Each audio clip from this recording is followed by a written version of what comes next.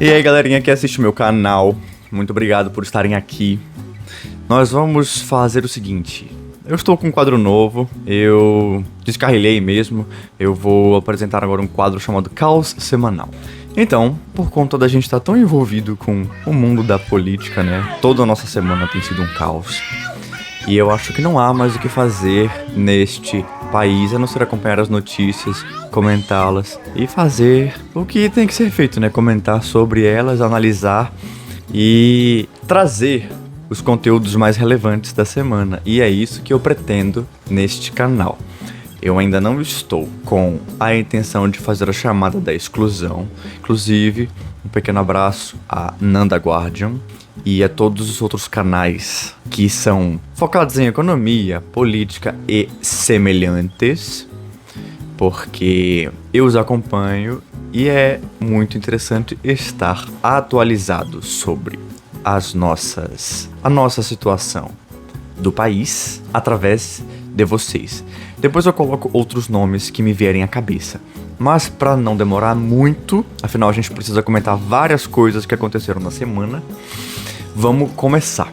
Então a primeira de todas é a seguinte, ó. Dino barra decisões estrangeiras no Brasil. O ministro Flávio Dino, do Supremo Tribunal Federal, decidiu nesta segunda-feira que leis e decisões judiciais de países estrangeiros não têm validade no Brasil sem chancela prévia da Justiça brasileira. Segunda-feira, dia 18. A determinação tem efeito vinculante e passa a valer para todo o território nacional. Sem mencionar diretamente a Lei Magnitsky, aplicada pelos Estados Unidos contra o ministro Alexandre, Dino afirmou que o Brasil tem sido alvo de diversas sanções e ameaças que buscam impor condutas a serem ratificadas pelos órgãos de soberania nacional.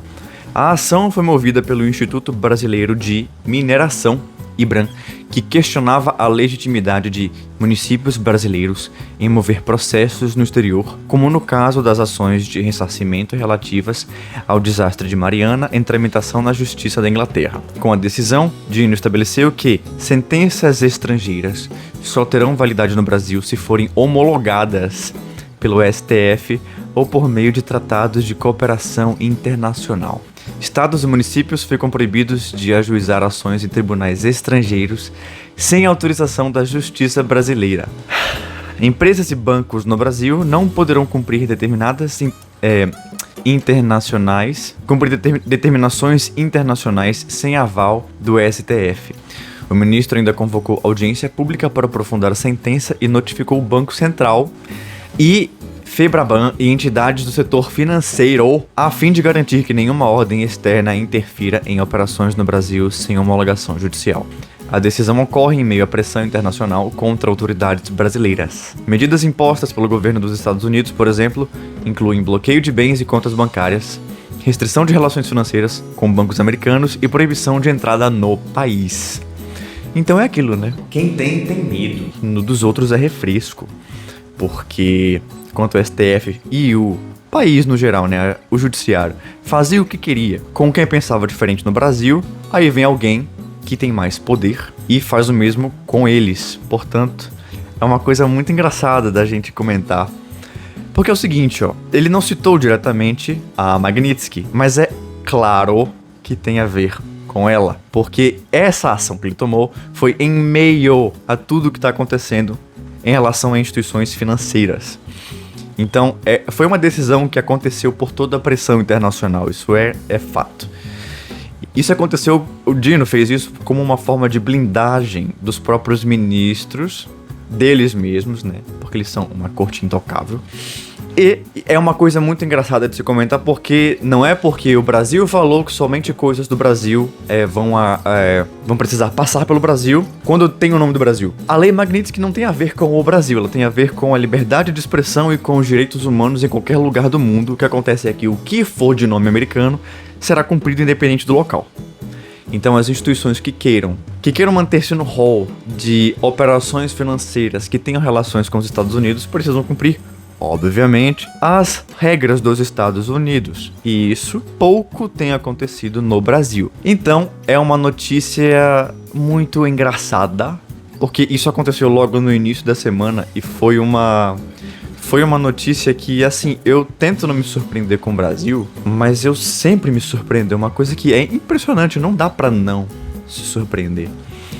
E aí a gente tem, né? A gente tem a continuação da notícia.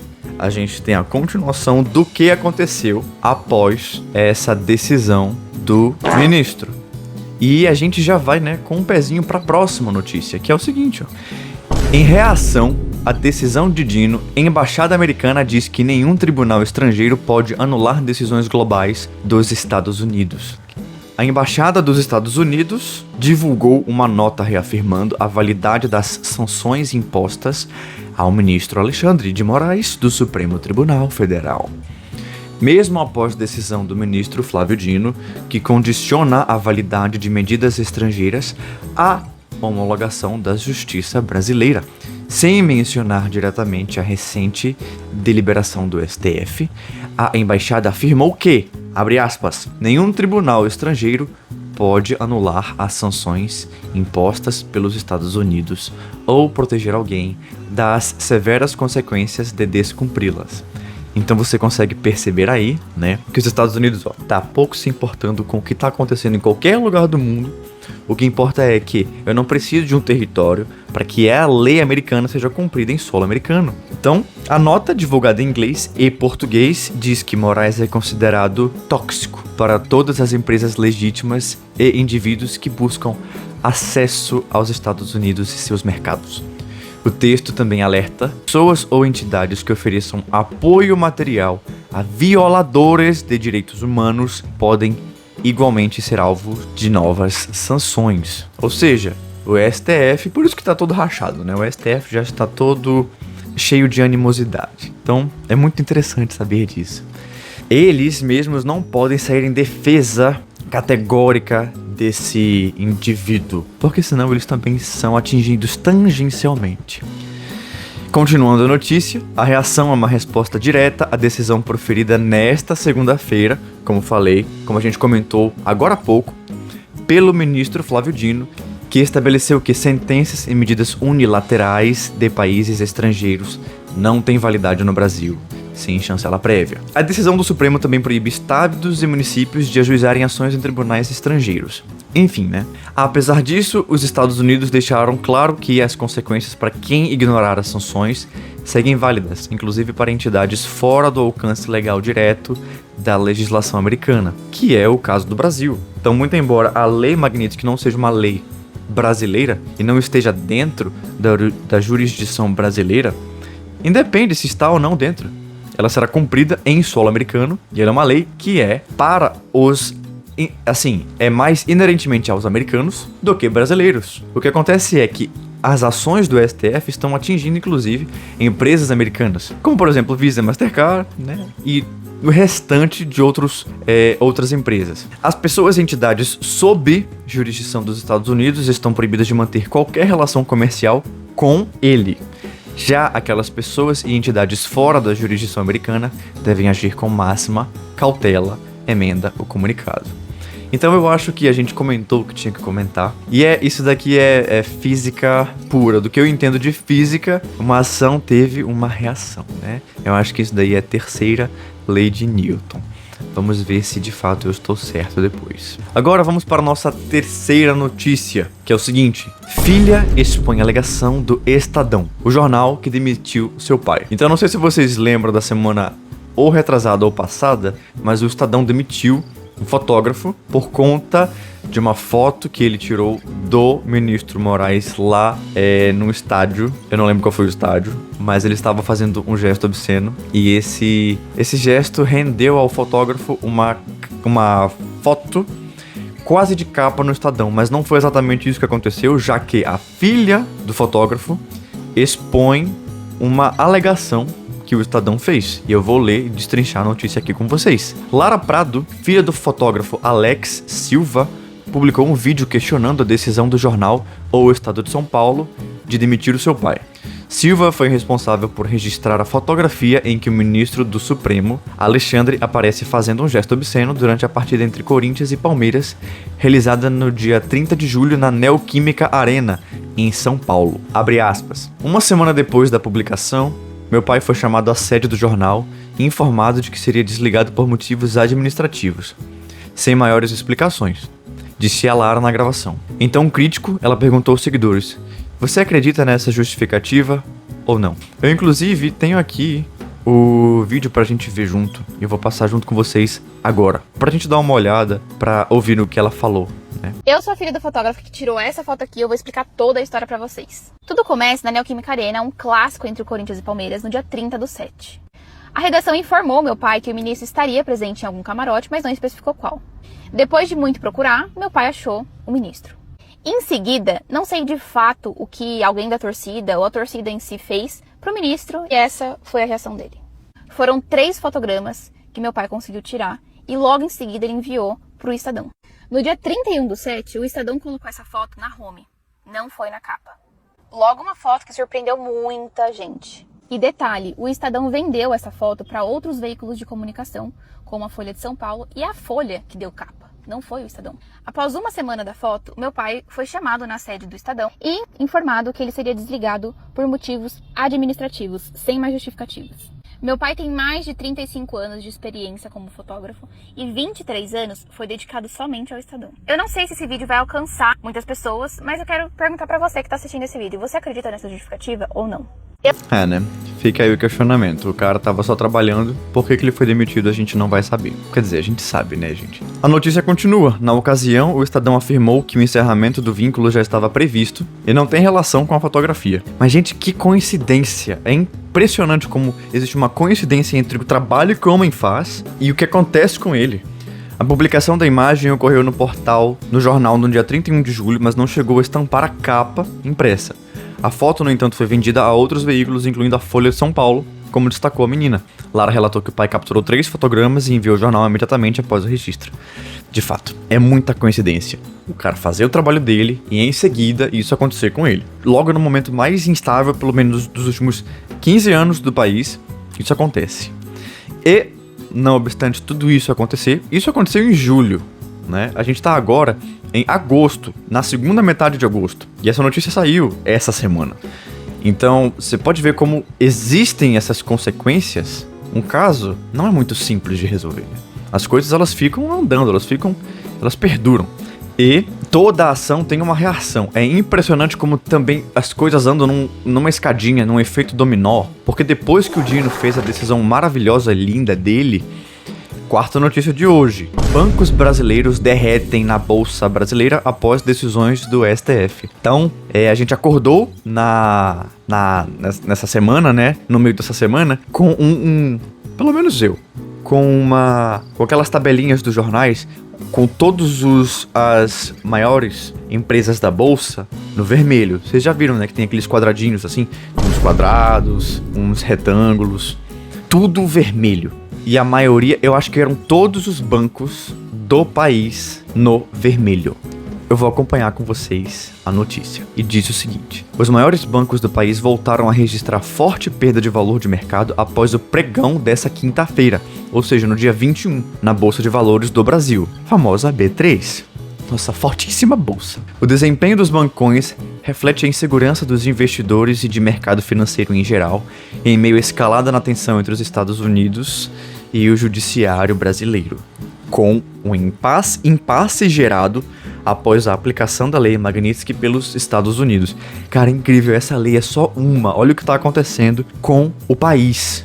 No pregão de quinta-feira, os bancos voltaram a cair na bolsa e perderam 6,2 bilhões em valor de mercado, após terem respirado no dia anterior com uma alta de 1,68 bilhão. Cara, em um dia, os bancões perderam 6 bilhões de valor de mercado. Na terça-feira do dia 19, um dia depois do ministro Flávio Dino, né, vocês lembram que eu comentei aqui com vocês?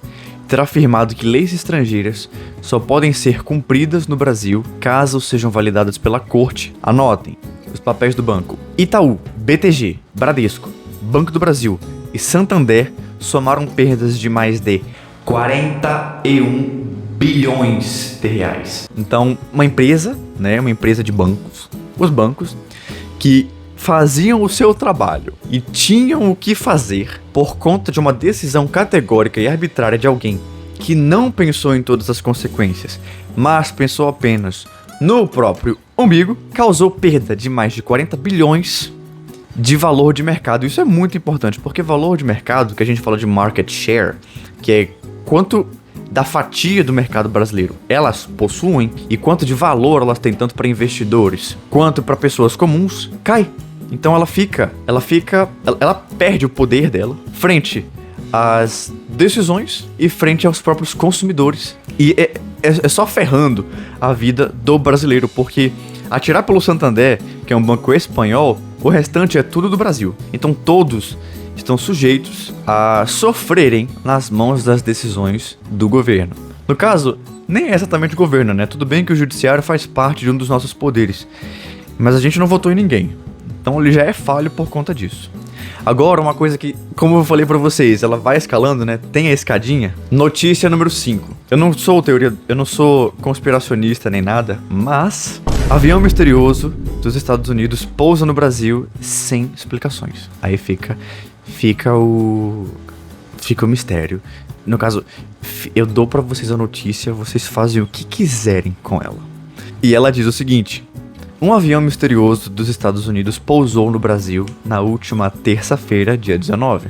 Levantou muitas perguntas. A aeronave, um Boeing 757, totalmente em branco e sem identificação, veio de Nova Jersey, fez escalas em Tampa, nos Estados Unidos, em San Juan, no Porto Rico, e aterrissou em Porto Alegre e depois seguiu para São Paulo. Então foi uma aeronave completamente em branco, sem identificação nenhuma, que veio dos Estados Unidos e simplesmente pousou aqui. Então, de novo, só estou entregando informação, não estou conspiracionando nada. O detalhe, continuando a notícia com vocês, o detalhe é que esse modelo, conhecido como C-32P, Gatekeeper, é usado pela Força Aérea dos Estados Unidos em operações especiais.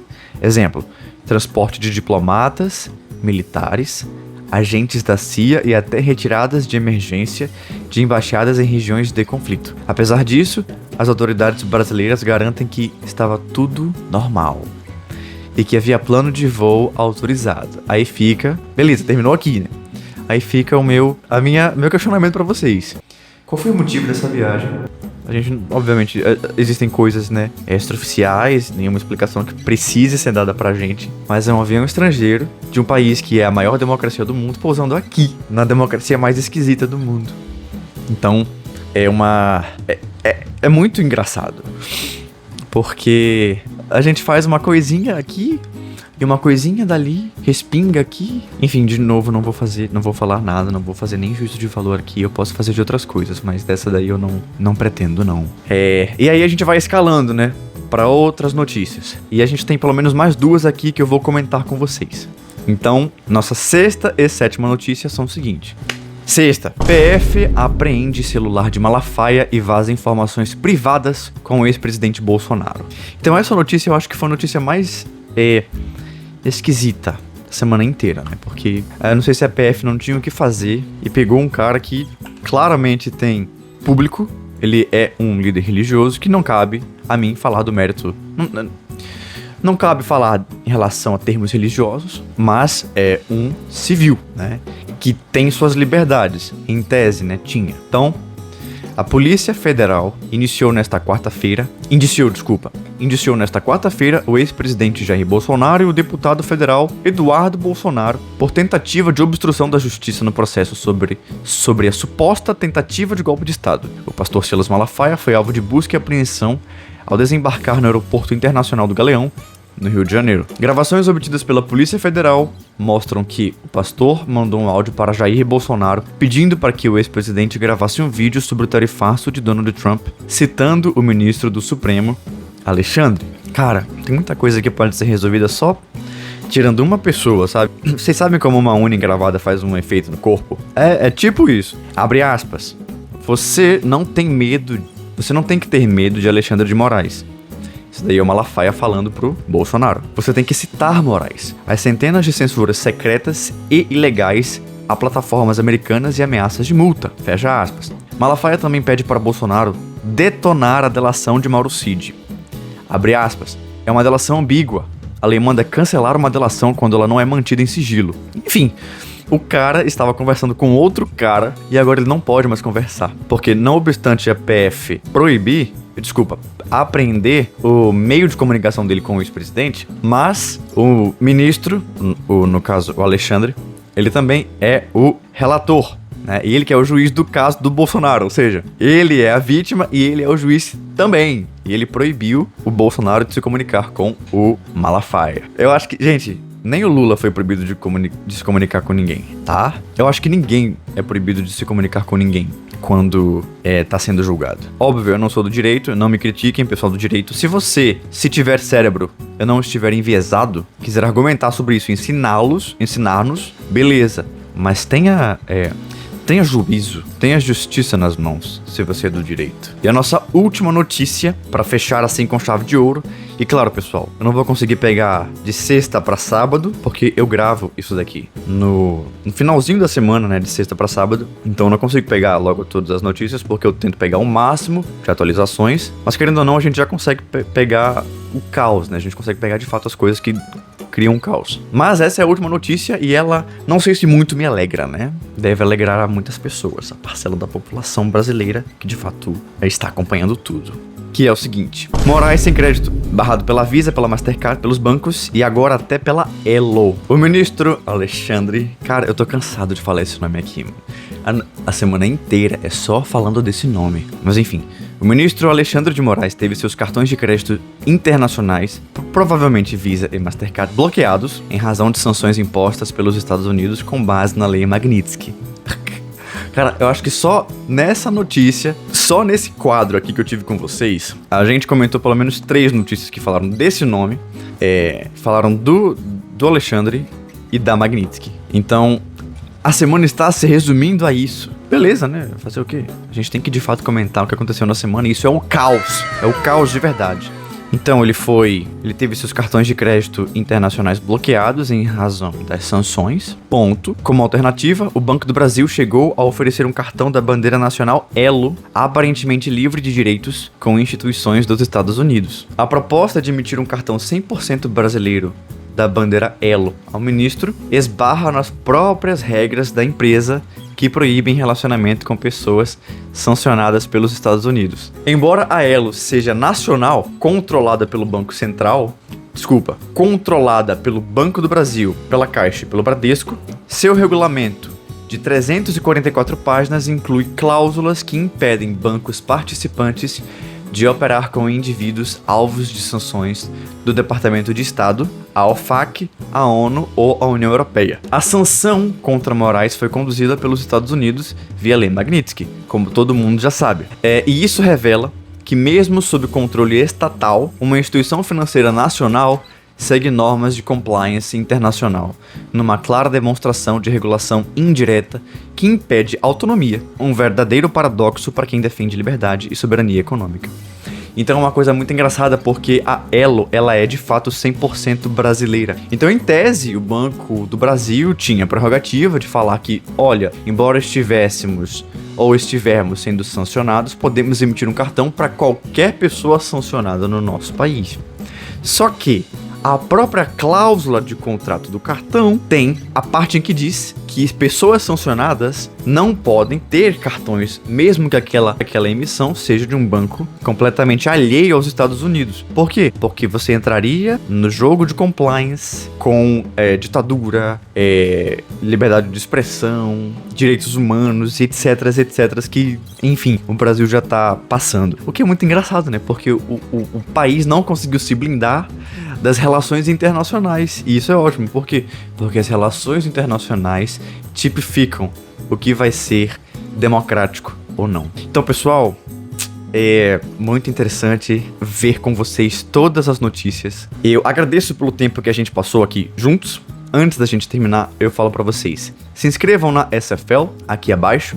Eu vou colocar links para que vocês conheçam mais a SFL, que é uma instituição da Students for Liberty. SFL significa Students for Liberty, que é Estudantes pela Liberdade. Então, é uma sociedade de estudantes e pessoas que lutam, são pró-liberdade. E se você quiser fazer parte de um networking, parte de uma instituição que luta pelos direitos de liberdade, se inscreva aqui embaixo. Porque, por enquanto, a SFL está com o programa de coordenadores aberto. Então você pode se inscrever, ter diversos benefícios dentro da própria comunidade. Então é isso, pessoal. As minhas redes também vão estar aqui embaixo. Peço para que você me siga em todas elas. E um abraço, a gente se vê em breve. Até mais, fui!